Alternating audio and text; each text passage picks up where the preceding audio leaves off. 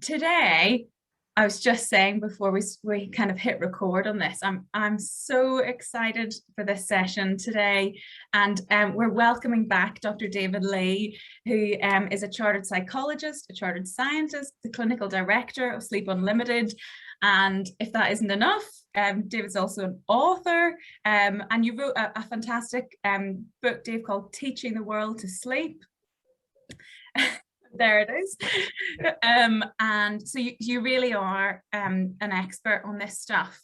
And this is your second appearance on Stewarts Soundbites, Dave. The first time, and if anyone watching hasn't seen the previous episode, it's brilliant. And we dealt with corrupted sleep following brain injury. And that's available on our website. Just Google Stewarts Soundbites, you'll find it. And today we're switching the focus a little bit, Dave, and I have to admit this is kind of selfish session because I wanted to, all of the sessions that we've had so far have been centered on the clients that we work with, because that is our focus in our jobs and that's how it should be. But today I thought we would change it up and do something for us, for the people watching, for themselves. So this session really is all about sleep and rest, and basically how much we're all in desperate need of those things. So I'm just going to start. First of all, welcome, Dave. I don't think I've even said that. Welcome. Thank you so much for coming back. Yeah, cheers for I haven't put you off too much the last one, which is good news. As I say, we're talking about sleep today and how important that is, because so many of us are so hectically busy all the time. I think that maybe sometimes we kind of lose sight of the importance of sleep. And I wanted to start with a really basic question, because there's lots of mixed messages about this. I want to ask how much sleep we should be getting, because I survive on about 6 hours and I seem to be okay. Yeah. But what's the optimum? Well, it's very individual. So you can be a short or a long sleeper at any age. There is this old myth out there that one needs 8 hours of sleep, but it's very difficult actually to find anybody who sleeps for exactly 8 hours all the time, because we're not machines. Sometimes we might be tired and sleep a bit longer to catch up. Sometimes we might be pinching a bit of sleep for life, which is what we see in busy professionals all the time. And that they're sleep deprived maybe during the week and try and pay that back at the weekend, and it doesn't really work very well. But on average, 95% of the human adult population will sleep between 6 and 9. So if you get by on 6, Emma, you're just a natural short sleeper, and that's great. But there'll be other people out there who need more, like 8.5, 9, maybe even a bit more. In order to feel refreshed. So usually what we would say is intuitively people know how much they need to feel refreshed. So it's about getting the right amount for you consistently. And if you can do that, then you're fine. Yeah. If you don't do that, then you're not fine. Yeah. I always think a good indication, Dave, is when my alarm goes off in the morning. If I just snooze it and snooze it and snooze it, which I do quite frequently, I think I haven't slept enough. That's a pretty good sign, isn't it? That really it's not enough. Yeah, and the snooze button can be quite dangerous, actually. Many people will wake up without an alarm clock. And we've evolved on a planet for 10,000 years without alarm clocks. So if you've had enough sleep for you, we have an ultradian rhythm, sometimes called the circadian rhythm, which is controlled by a central part of our brains around the hypothalamus. And it peaks and dips every 90 minutes in adults. And you wake up in the morning at a peak. But then if you hit the snooze button, you start to come down off the peak, and then you hit it again and again. And then you're in a dip half an hour later. And it's really hard to drag yourself out of bed then. Yeah. So the best thing to do is when you wake up with the alarm clock is just get up. Just do it. Just bite the bullet. Get up, because if you keep hitting the snooze button, then you go down into a dip, and then it's really hard to drag yourself out of bed. Yeah. And I have to say, there's another reason for not hitting the snooze, which is this nearly led to a divorce, because my husband is furious with me when I hit it 10 times. But how do we know, Dave, if the quality of our sleep is good? How do we know whether we're getting the right type of sleep? Right. So, I mean, the cardinal indicator of having a sleep problem is daytime dysfunction and feeling tired. So if you're feeling tired consistently during the day, you're not either getting enough quantity of sleep or good quality of sleep. And that might need investigating. It could be, and we see this with young professionals, that you're just not giving yourself enough opportunity for sleep. You need 9 hours you might be a long sleeper who needs 9 hours in a 24-hour period, but then just cut that back to 6 because you've got so much work to do. Yeah. Then you're going to feel tired, you know? So if you're not tired in the daytime, you don't have a sleep problem. But if you are tired, it's either you're not getting enough or it's not good quality. And there might be other things which will interfere with the quality of our sleep. So things like nicotine, alcohol, caffeine, psychological distress, other physiological things like not breathing properly in your sleep apnea, which is it's not an uncommon condition, but we think about 1.5 million people in the UK have apnea. So, you know, it's around. So there could be lots of other reasons. And that's why it's important to get a good assessment done to work out where the problems are. But if you're not tired in the daytime, you must be getting enough good quality sleep for you. And what do you think of these watches? Dave, I'm interested to know, because I've got a Fitbit, and sometimes in the morning I'll have a look at my sleep and I think I've not slept for that amount of time. Is it right? So I get this a lot. In November 2017, our newest form of insomnia was identified and referred to as orthosomnia. Orthosomnia is a sleep problem that's been given to you by your Fitbit, freaking you out about your sleep.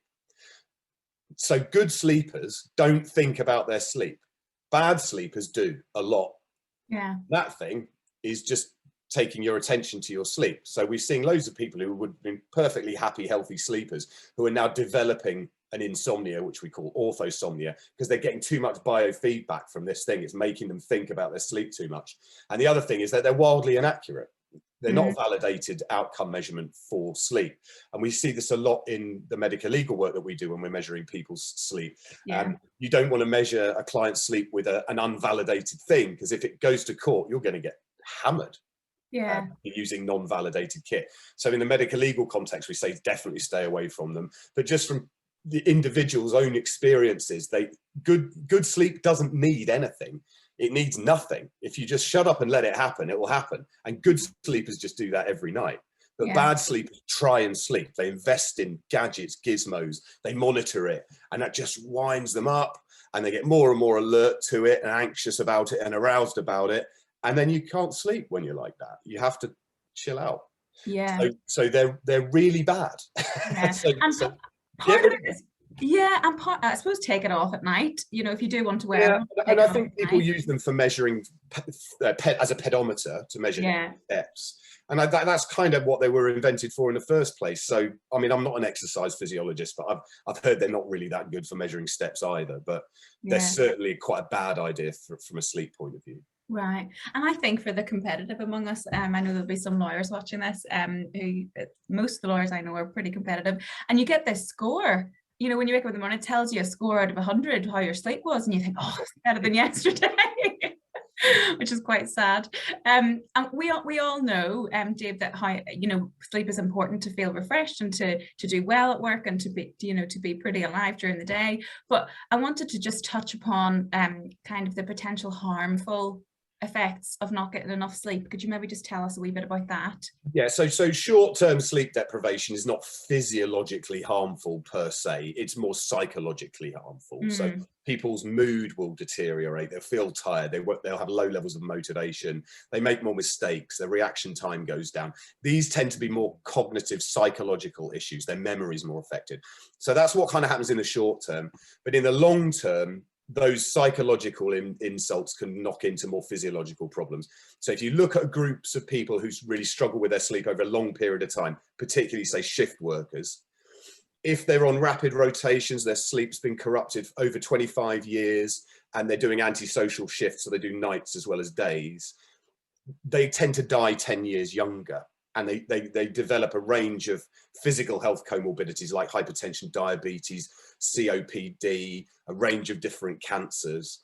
Wow. Purely as a result of having rapid rotating shifts, 2 weeks or less, over 25 years and doing nights as well as days, so they're more antisocial. So if you get that worst combination together over 25 years, then people will tend to die 10 years younger of all the nasty stuff. So short term, it's psychological, but long term sleep compromised sleep will lead to a lot of physical health problems later in life. And of course, you get one of those, then you're more likely to get another one, and you get lots of comorbidity poor quality of life, a lot of engagement with health services towards the end of people's lives because they're very poorly, purely as a result of messing around with their sleep for such a long period of time.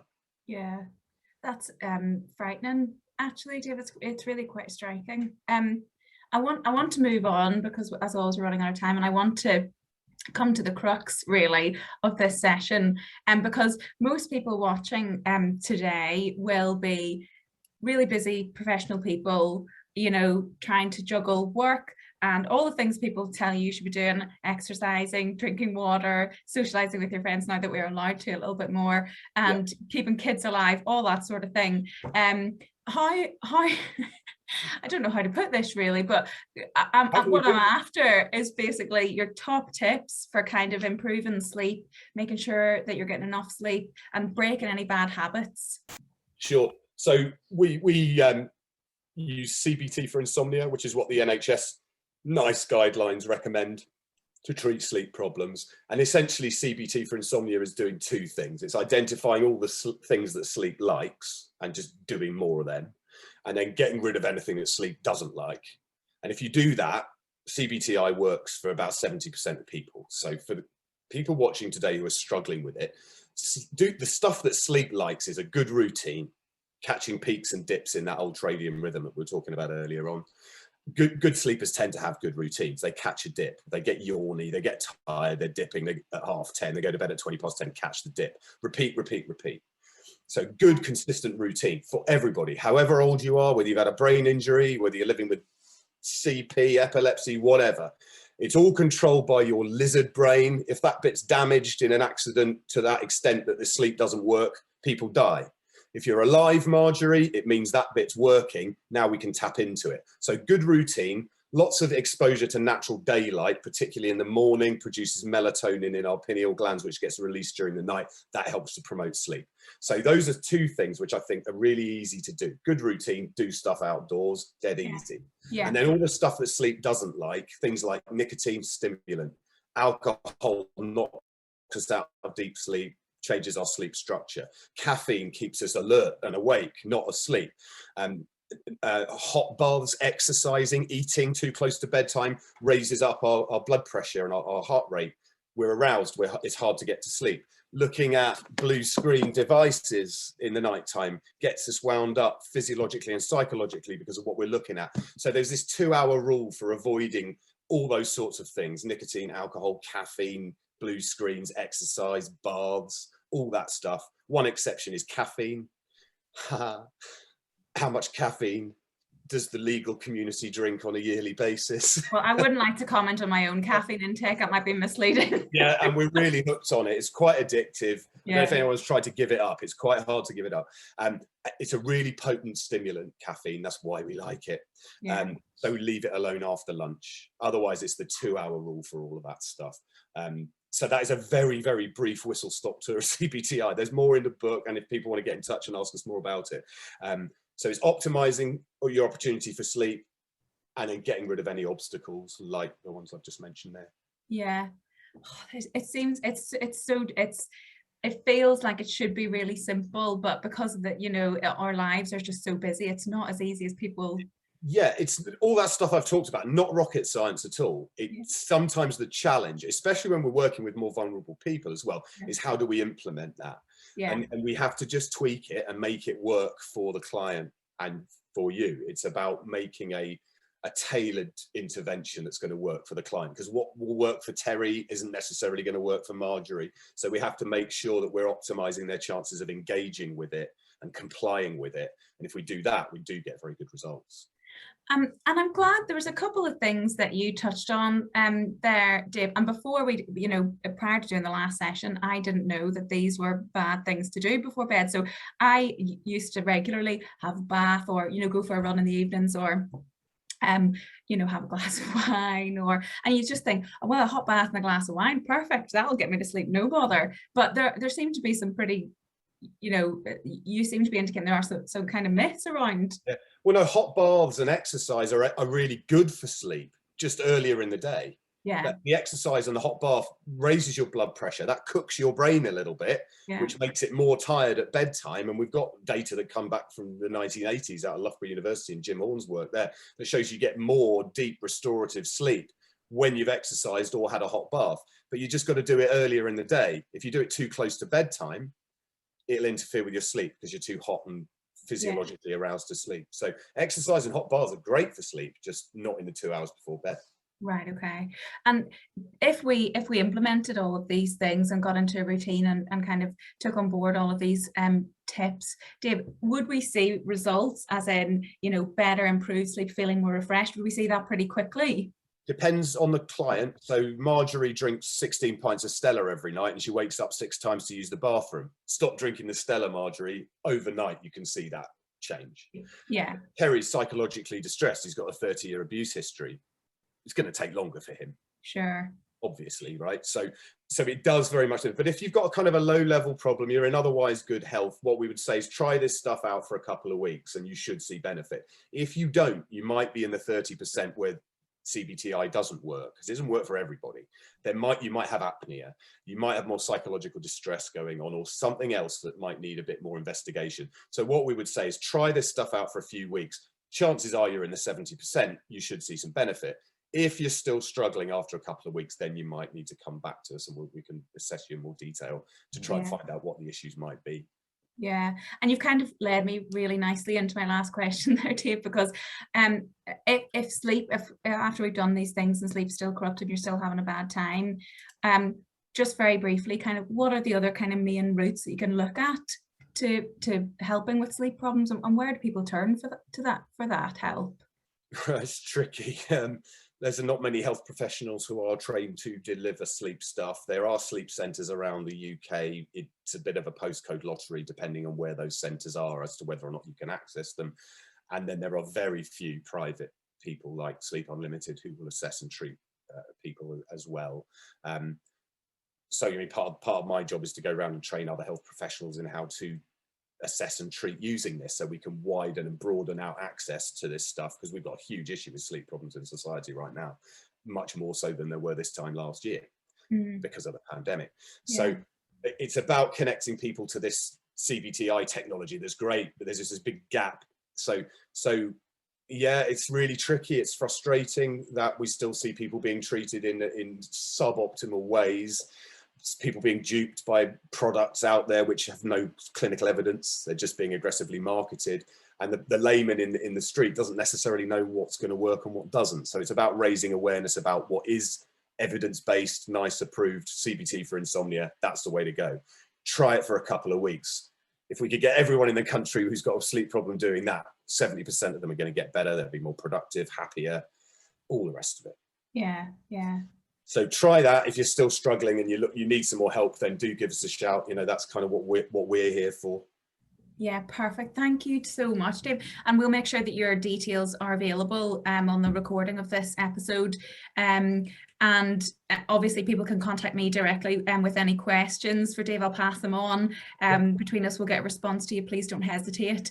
But thank you very, very much, Dave. I have found that extremely helpful, and I'm going to try my best. I think the coffee is going to be the biggest challenge for me, but I'm going to give it a good go. Just gradually withdraw it, you know, go 6 o'clock, then 5 o'clock, then 4 o'clock, and just week on week, gradually bring it back to lunchtime. That's the best way to do it. That way it won't hurt so much then. I will try. I'm going to try my best. But thank you ever so much, Dave. And thank you to everybody who's tuned in today. Very much appreciate it. We've got our next episode in 2 weeks' time. I'm speaking to Alan Clayton, who has a spinal cord injury, and he's going to be talking about sex and dating after spinal cord injury. So that'll be another great session, and we'll see you then. Thank you very much. Thanks, David. Thanks. Cheers, Emma. Thanks. Bye. Thanks, everybody. Take care. Bye. Bye.